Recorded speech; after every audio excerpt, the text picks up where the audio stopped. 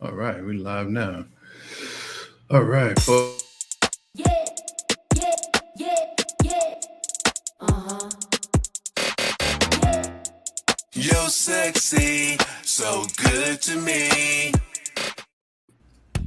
Hey, this is Sir Charles Carey. I want you to join me on Tuesdays at 7 p.m. for the TRU-MU Podcast, True Music. That's where we talk about all things. I'm a musician, singer-songwriter, producer, engineer. All things creative. Me and my co-host, Carl T. Smith, the smooth one, will be glad to hear you, glad to talk to you, answer your questions, and talk all things music. The TRU-MU Podcast, Tuesdays at 7 p.m. Eastern Standard. Be part of the energy. I can see that thing that makes men stop, stand still, all in denial, suffer loss of will. That's what it's all about, folks, being part of the energy. I'm Sir Charles Carey, and welcome to the TRU-MU, True Music Podcast, with none other than the smooth one, Carl T. Smith. Carl, how you feeling? I'm good, and you? Man, I'm grateful. As always grateful each and every day. Good weather, bad weather. I'm grateful, Some weather at all, some weather. It's better than not having no weather. Look, there's a song that talks about stormy weather. Yeah, how about that, right? You got that. Oh, man. Look, man. Hey, folks, this is, again, Sir Charles Carey, and this is the TRU-MU Podcast where we talk about all things music. So if you are a musician, maybe you'd like to be a guest on the show, just let us know. Maybe we can schedule something and have you come on and talk about your experience, the things that you've gone through, the things that you do, the things that you have coming up, what you're working on, whatever it may be. But that's what it's all about because, they say music soothes the savage beast. Now, maybe we need more music so that we can soothe some of the problems we get going on in this country. It's not a maybe about that. Right. Because Sure. was it Melly Mel says like a jungle sometimes. It makes me wonder how I keep from going under,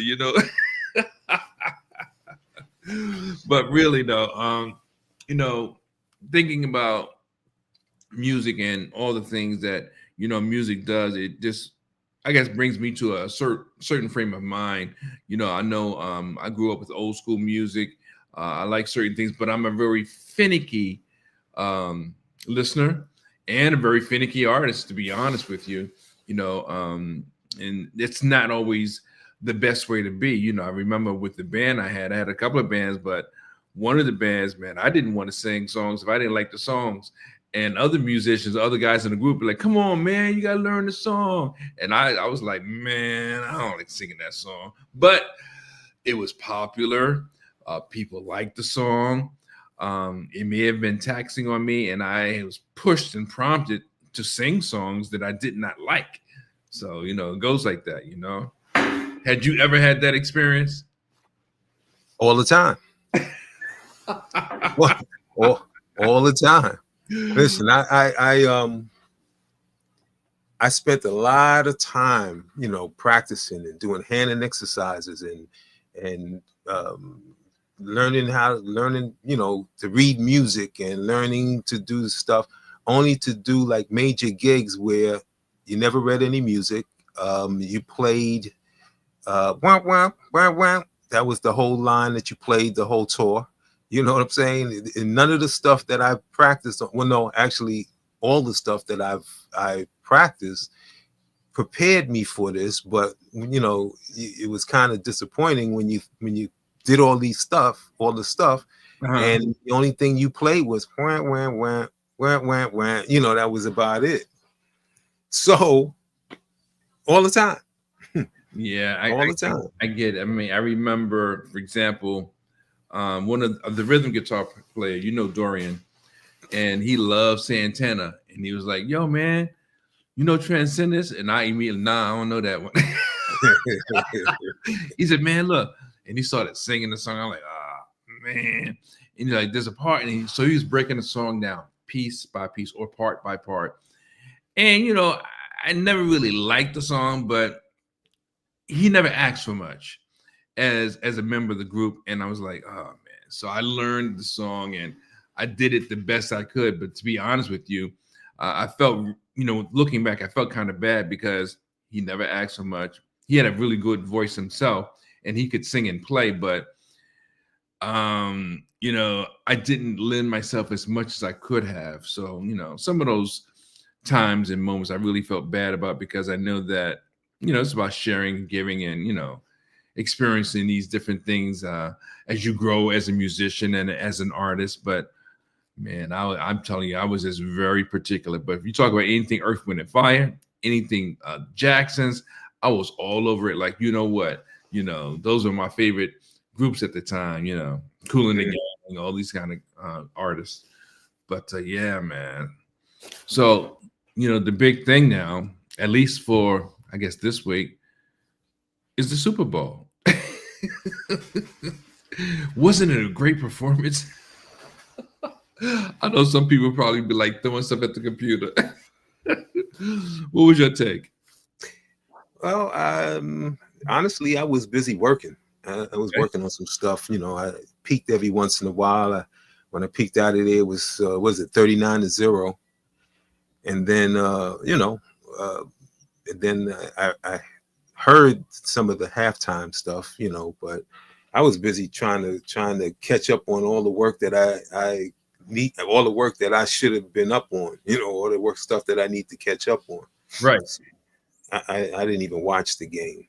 Okay. And then I was recovering from the conference, working the weekend. So okay. So Man. yeah, but when I saw the 39-0, I was like, wow, okay. And then I think they made one touchdown after that, and then after that, I was like, well, okay. The time on the clock said the game was already over, Right. So it was no way, Yeah, but what about the halftime show though? It's for a long time, a long time ago. I kind of don't watch those things because I'm disappointed. What are At you disappointed about? some of the performances and some of the stuff. Back in the day, and I know I'm not that old, but back in the day, the performances used to be live. They used to be entertaining. They used to be, and it could be my imagination, but I don't know. They used to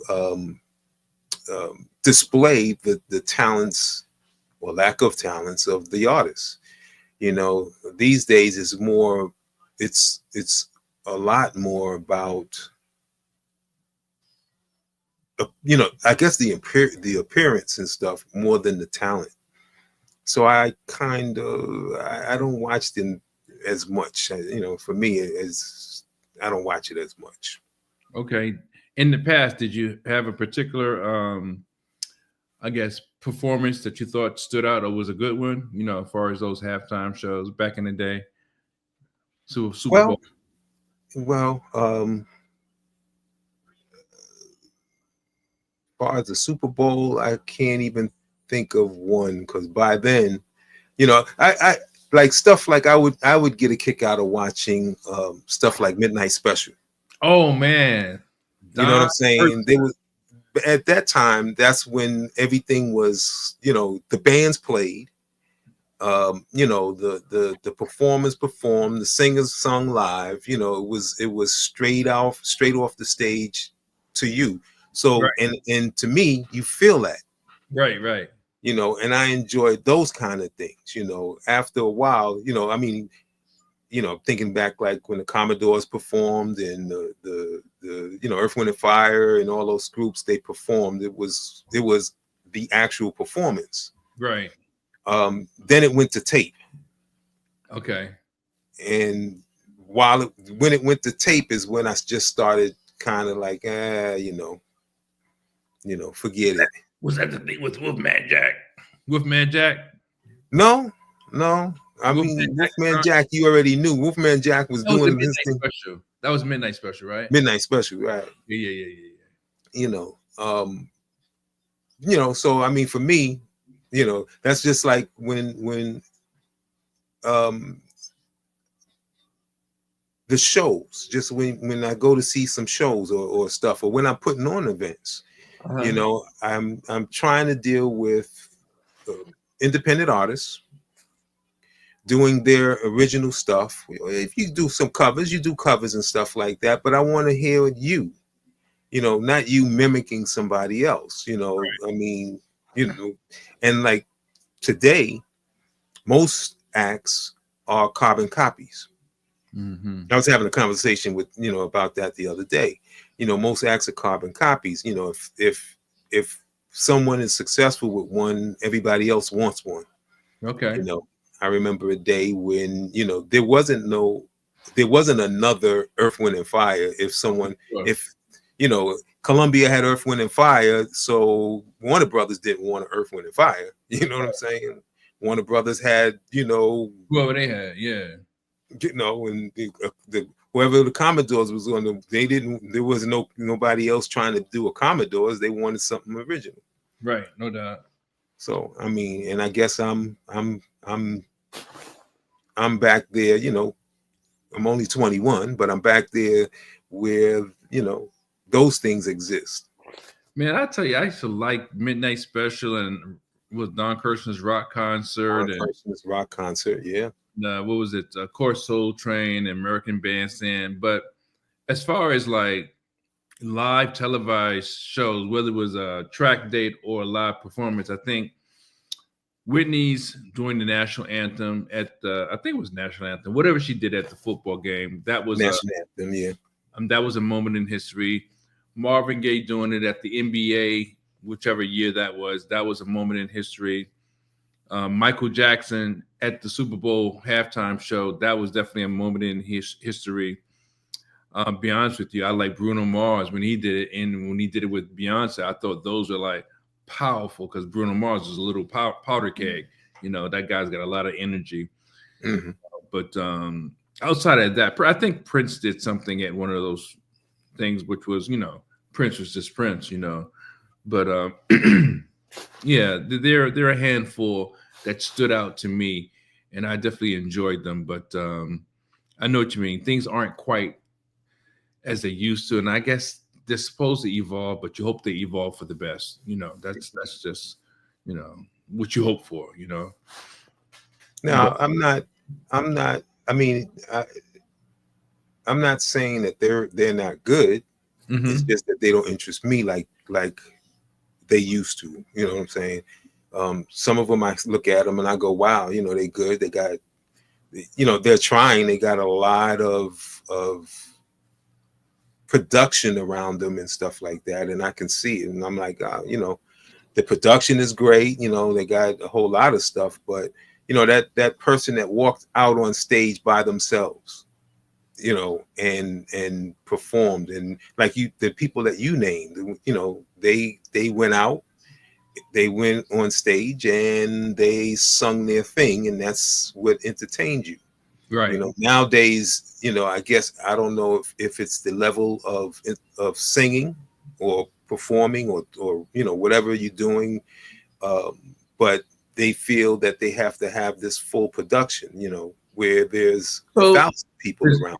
Is that, I mean, in your opinion, is that take away from the song or take away from them as an artist? What's your thoughts on that when you have a big production? I don't think it takes away from them per se. I don't think it takes away from them, but it cut.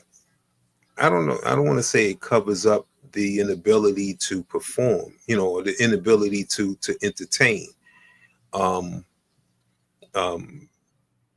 Which there's nothing wrong with it. I think that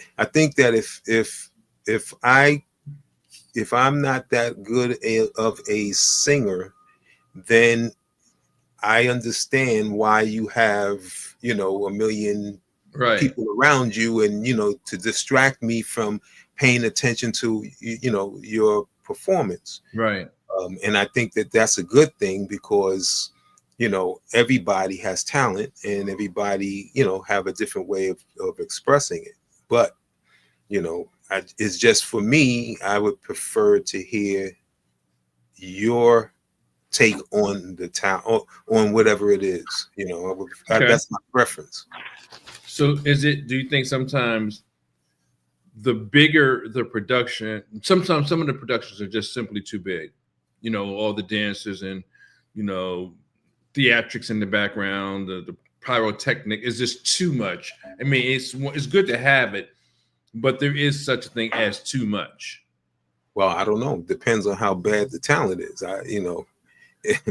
Well, look at Chris Brown, right? Now he can dance, he can sing, and he's pretty much doing the same thing that Mike did as far as having a big production with the dancers and all that. But we know he can dance. We know that you may or may not like his singing voice, but his songs are really pretty well crafted. So, you know, I mean, I personally like him and I like what he does, regardless of big production or not.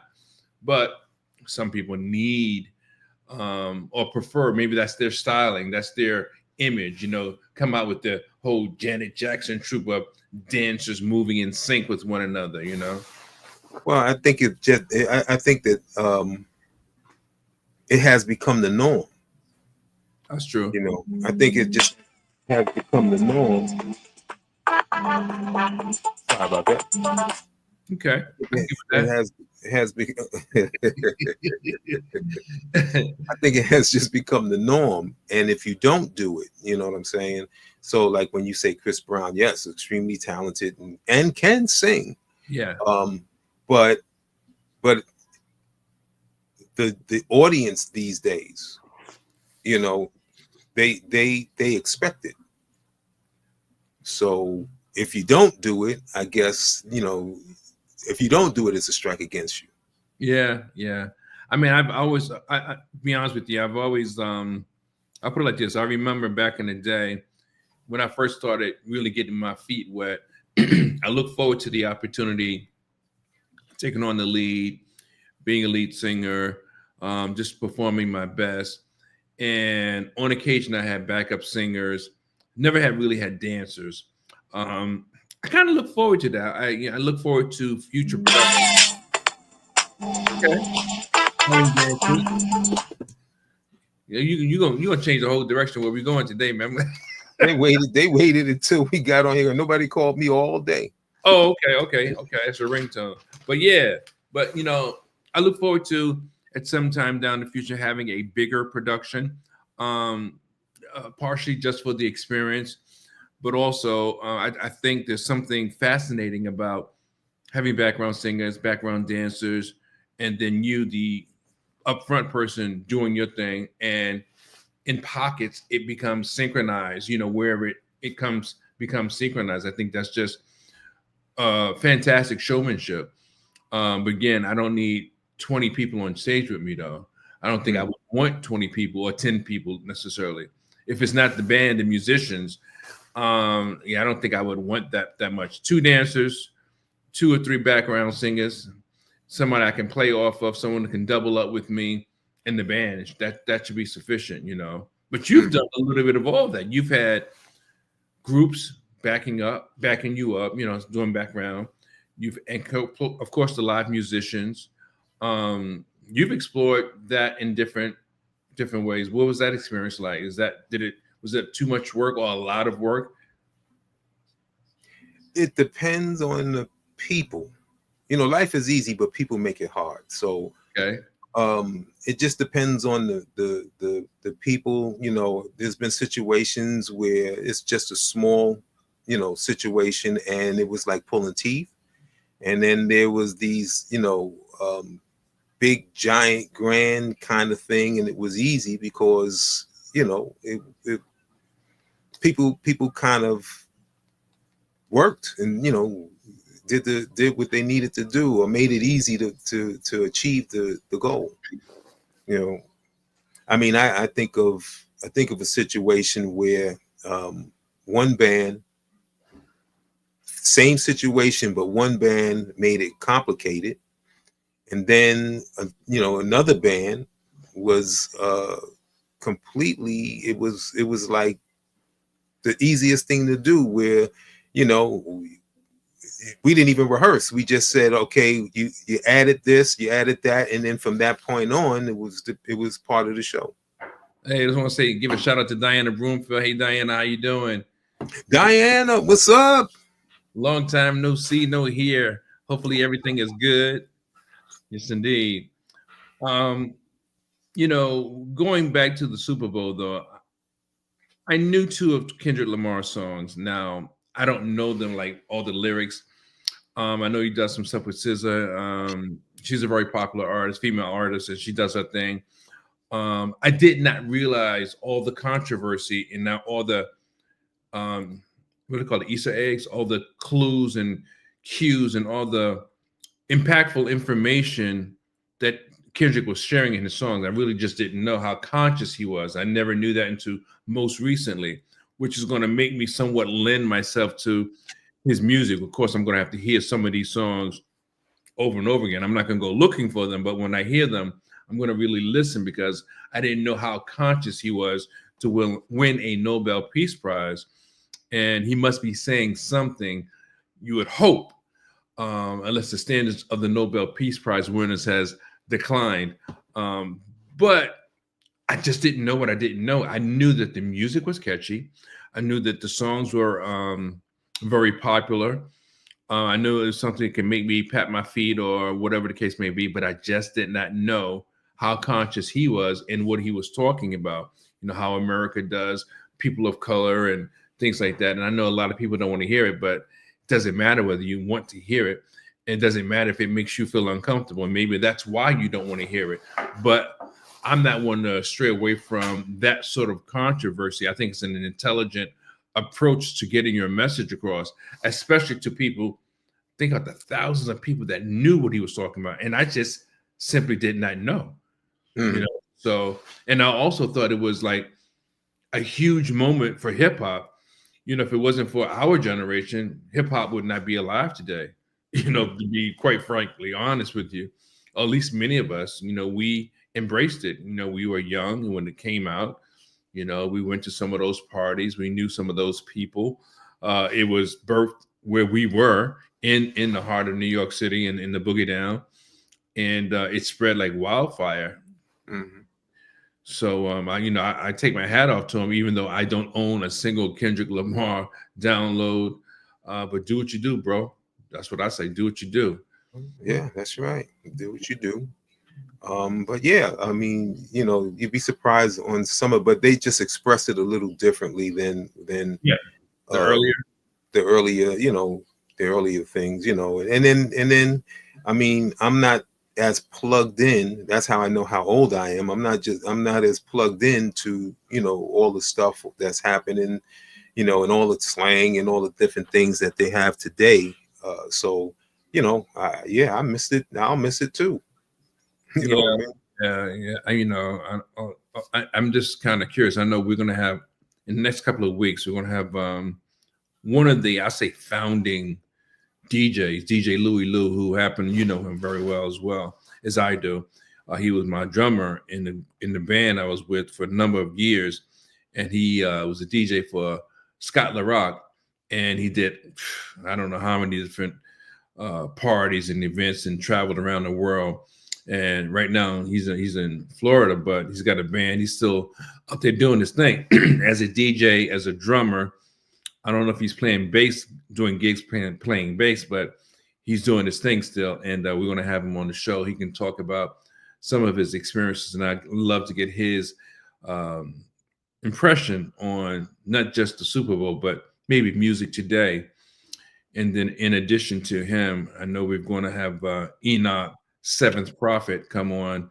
I've worked with Enoch extensively. I've done collabos with him. I've had him featured on a couple of my tracks on different albums, and he does a lot of things. I don't want to let the cat out the bag, but I look forward to us having a conversation with him and talking about the things that he does, because another phenomenal artist, conscious artist at that. And it's always good to talk to people that are kindred spirits, but musicians can be a dime a dozen. But when you meet a musician that you have something in common with, and they are really aware of what's going on, they're not just, hey man, I love the gig, or whatever it is, and there's more to them. That's kind of refreshing. That's when you really lock in. You really can get to know a person and appreciate them for their craft as well as their humanity. Yeah, I sound like I need to be on the BBC with David Attenborough. Oh, you're not? Oh, okay. Man, yeah, but so which kind of brings me to another question, and I'm probably it's probably a foolish question, but I'm gonna ask you, what's your thoughts on your traditional recording studios versus home studios? Traditional recording studios, whatever that might mean, I don't know. I mean, each spot had a whole different, whole different thing and whole different, I always had a thing about recording studios, and when you start talking about where something was recorded, there used to be. I've had people say one recording studio compared to another, or whether or not they whether you recorded in Sigma Sound or Right Track, and if you recorded in Sigma Sound, you was your music was better than the one in Right Track. But the real thing is, if I were to play the same track or two tracks or whatever the case may be from each studio or any studio, you couldn't tell. Right. You know what I'm saying? You couldn't tell when they put the record on, or this was recorded at whatever. My second, Baby Be Mine. Yeah. Baby Be Mine, I recorded in the project in my bedroom with an 8-track and a sequencer and road gear, and went to Skate Key, and the DJ was playing it every week. He's never known. Oh, where's Skate Key at? Skate Key used to be on Allerton Avenue in the Bronx. Okay. It's a skating ring. Yeah.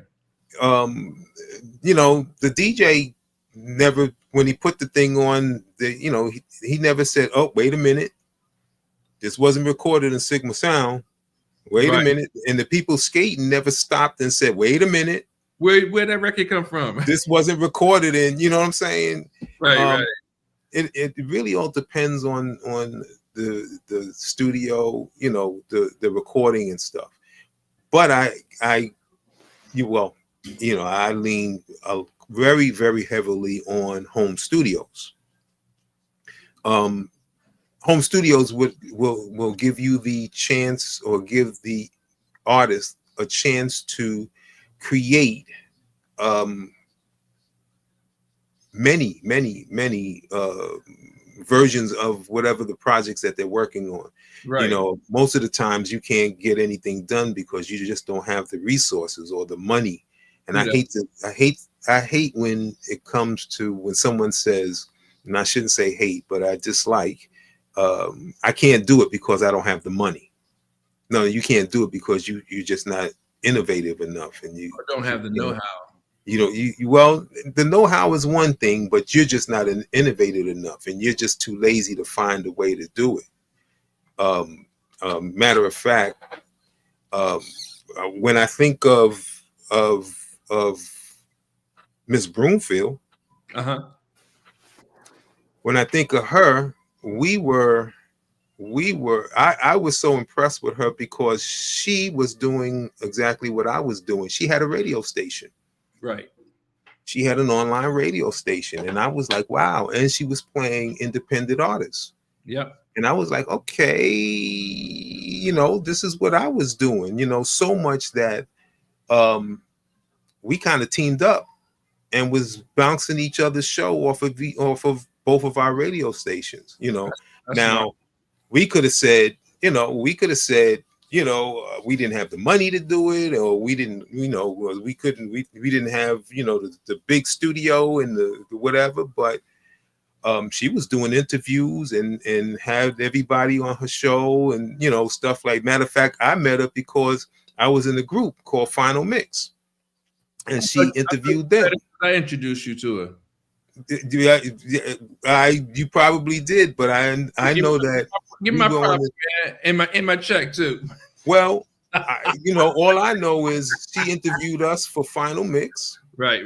and that's how I met her. And then we kind of kept in touch, and then next thing you know, we were doing this radio thing, but it wasn't. We didn't have enough money, or we couldn't do it, or whatever the case may be. It was like, get out my way. We're doing, Right. we're doing this, and whether or not we got the money, we're going to be resourceful and do it, and then the network. And then I think we tried to bring on somebody else that she knew, but that didn't work out. Well, see, the thing I like about what you're saying is that I can remember as a kid, or maybe no, not even a kid. I was in my 20s.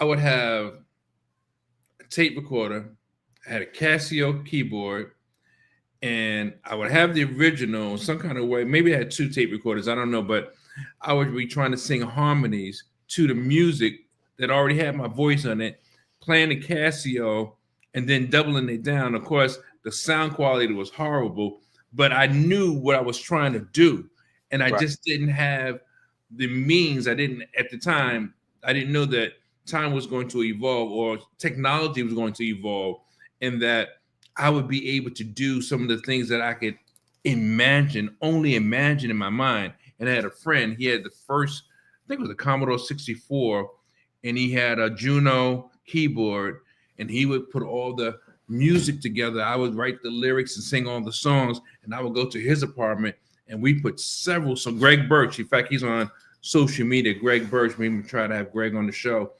And fast forward another maybe 15, 20 years, maybe 20, or maybe even 25 years. After that, I got a chance of doing it myself. Man, I was happy as a kid in the toy store. I mean, I could have a keyboard and play the music I want to play and record the vocals, the background, man, I didn't know how, but I started just lending myself, listening, paying attention. And when I realized I could do this too, nothing could stop me. Nothing could stop me. I mean, that's how I started. I had 2 tape recorders. Uh-huh. And I still got the tape recorder, a little small tape recorder. Right. And Kevin, bass player. Kevin, yeah. Kevin and I, he played multiple instruments also. Okay. And we would dub on I had 2 of them, and we would dub on, from recorder to recorder to make these songs. Now, like you said, the quality wasn't all that good, but you start figuring out how to adjust and which parts to start with.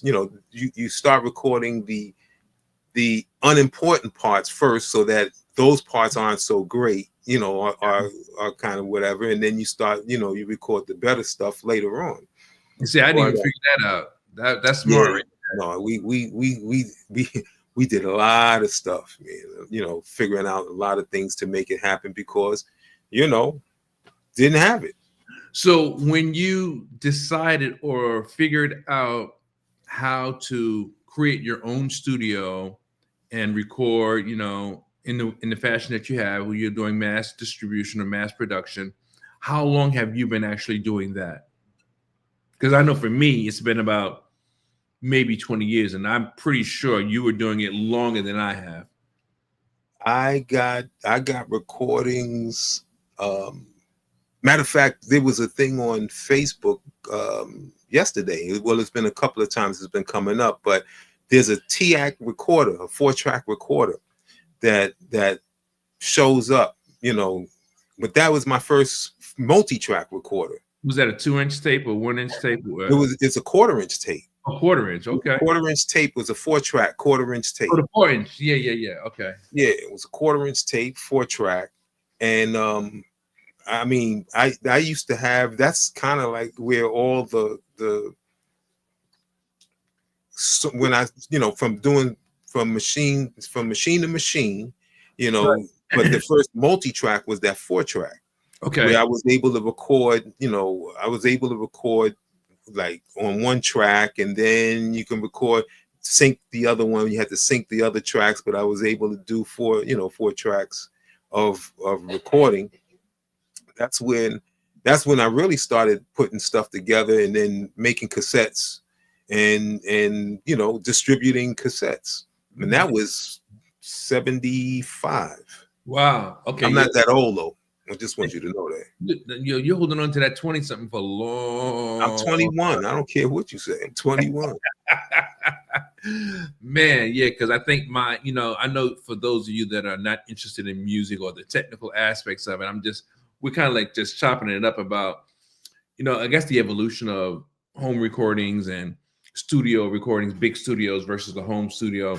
And I know I got my first opportunity of really going in live was around 2008, 2007. And I got my first iMac, my Mac computer. And I left the PC alone. I started getting the software. And from there, there was no turning back, man. I mean, like I said, it's been a good ride for me. I've enjoyed every opportunity, every learning opportunity, but then I also learned that there was still more to learn. So, I know we can go into more stuff, but I was just thinking about, man, it's been a long trip. And I look at the DAW challenge. If you're not using the industry standard Pro Tools, once again, I don't understand that part because, I used to record actually that same record that I was talking about. Baby Be Mine. I was Baby Be Mine. I recorded that in the house in my bedroom in the project. Okay. On an 8-track with a sequencer. Oh yeah, yeah. What else did I have? Oh, I had the some keyboards. I had a Juno 60. I had a DX7. I had a Poly 800. This was stuff that I had when I was on the road. Right. And again, nobody said, "Hey, wait a minute. You're using." Oh no, the point I was making was, the computer that I had was an Atari 1040 ST. Okay. Yeah. If you know anything about old computers, well, Atari was like the thing right after the Commodore, Commodore computers. So it wasn't a high-tech IBM at the time when IBM came and you was able to finally get, actually it wasn't IBM, it was the Mac. Yeah. Mac came out with Cubase, but they had Cubase I had SemptyTrack, but they had Cubase on the Atari.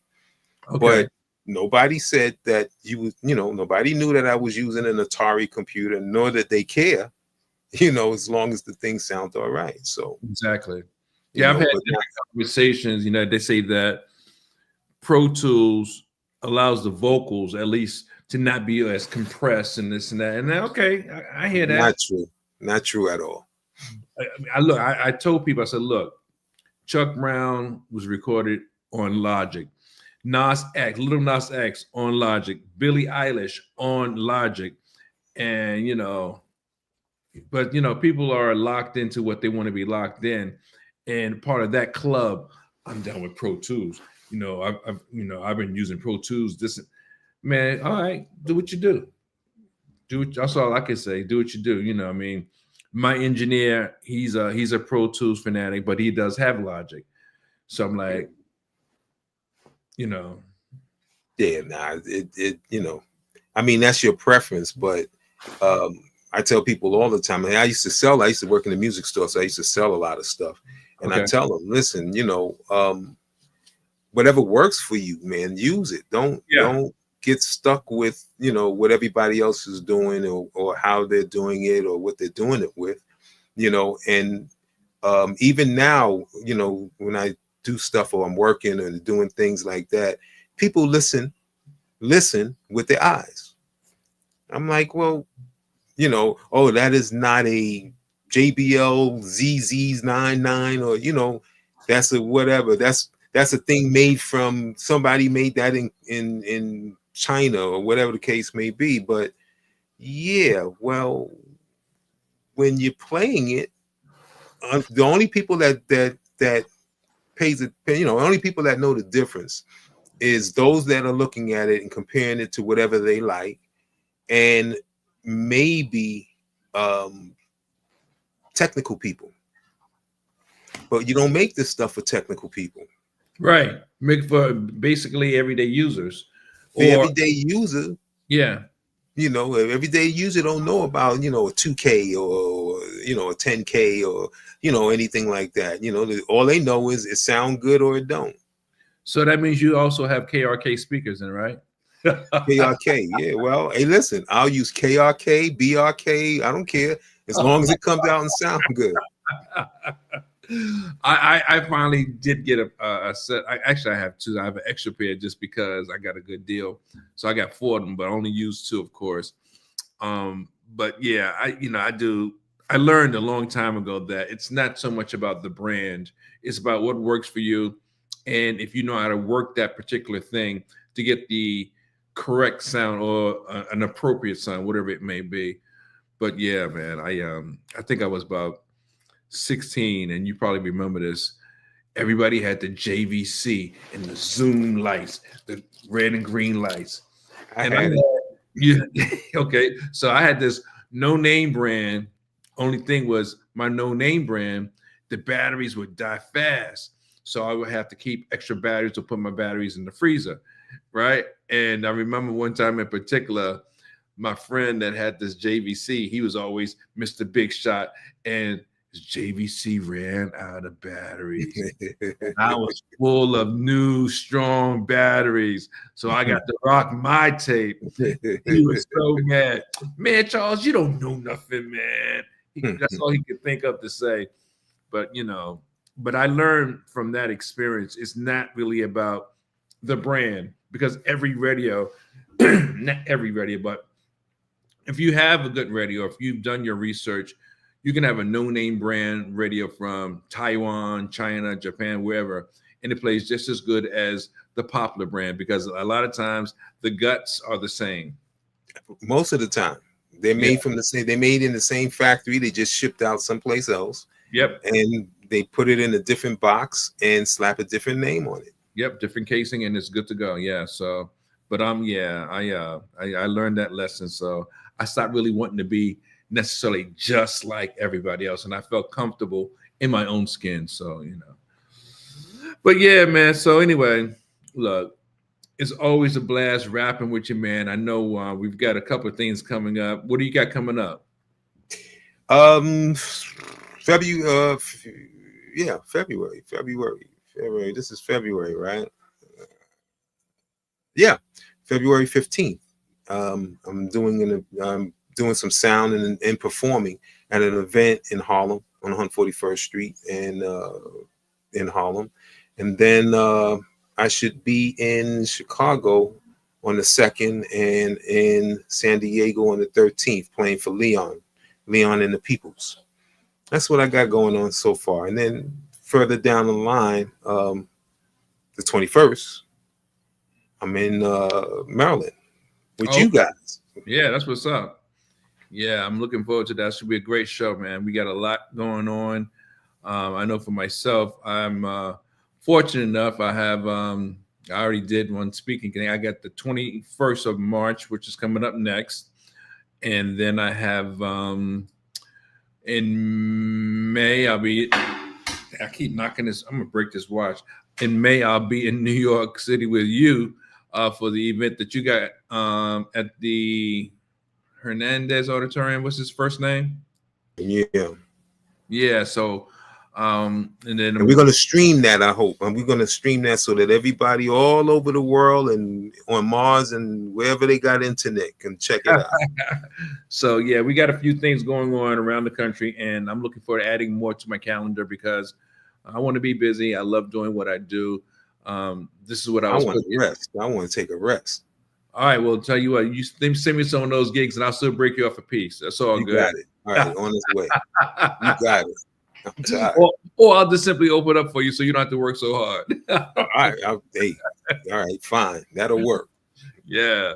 Well, folks, look, I'm Sir Charles Carey, and like I always say, you've got to be part of the energy. It's always important to be part of the energy. Don't be a negative Nancy. Don't be, a hater. Just be part of what's going on, what's good, what makes you feel good, because that's what makes the world go around, that and music. But until next week, we'll have DJ Louie Lou, a DJ for Scotland Rock and many other things he's done. And we got a nice lineup of different artists and performers and songwriters that are going to be on the show. And we look forward to seeing you there with us. And don't forget, check us out March 21st. That's one of the next upcoming events right here in the nation's capital, Temple Hills, Maryland, to be more specific, at 5050 Beach Place from 6 to 10 at the MPK Cabaret. We're going to have a great show. We got Tawana Prince. We've got John Lewis. We've got DC Zone, Smoke D. We got Carl T. Smith. And I'm going to close it down. Sir Charles Carey, doing the best I can with my band, the Soul City Collective. We're going all out. And we hope you can be there because you're going to have a great time. That's just how it goes. You're going to have a great time.